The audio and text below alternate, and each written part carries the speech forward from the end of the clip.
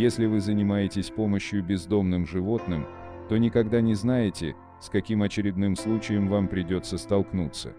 Несколько лет назад команда спасателей наткнулась на бездомную кошку, остро нуждающуюся в помощи.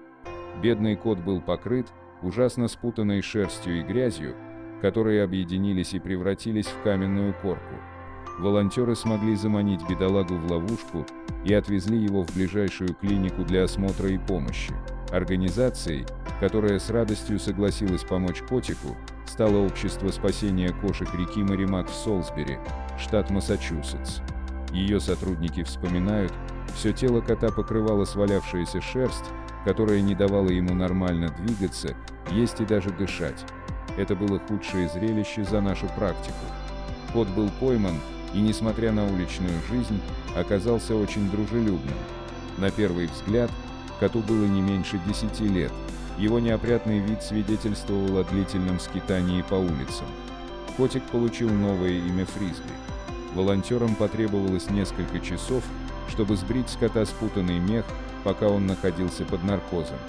Проснувшись с чистым телом, он сразу же начал мурлыкать, выражая благодарность своим спасителям. После проведенной манипуляции Фрисби почувствовал себя намного лучше, но, как оказалось, это была не единственная проблема кота. К сожалению, у него обнаружились стоматологические заболевания. Половина зубов отсутствовала. Те, что остались, были в ужасном состоянии, их пришлось удалить. У кота была сильная инфекция во рту, которая потребует пожизненного лечения. Но самый неприятный сюрприз поджидал после сдачи анализов крови. Он выявил вирус иммунодефицита кошек, ФИВ. Это заболевание не является смертельным, но требует дорогостоящего лечения, в котором отказали многие организации из-за преклонного возраста животного. Но приют взял его и заботился о нем в течение нескольких месяцев, пока кот не стал готов к усыновлению.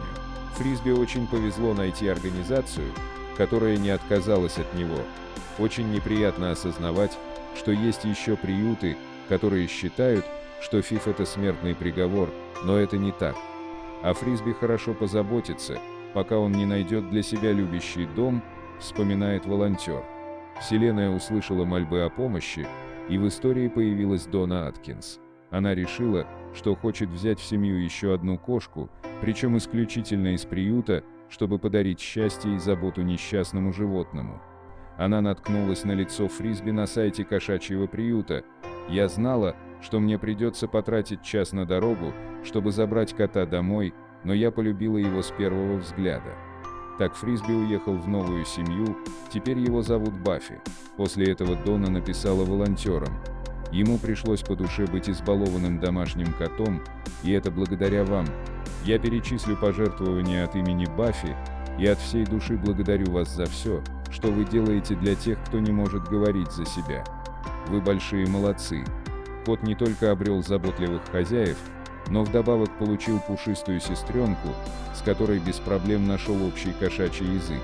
Дона Аткинс активно делится фотографиями Баффи в социальных сетях, из которых видно, что у кота отросла новая шубка и ничто не напоминает о пережитых временах.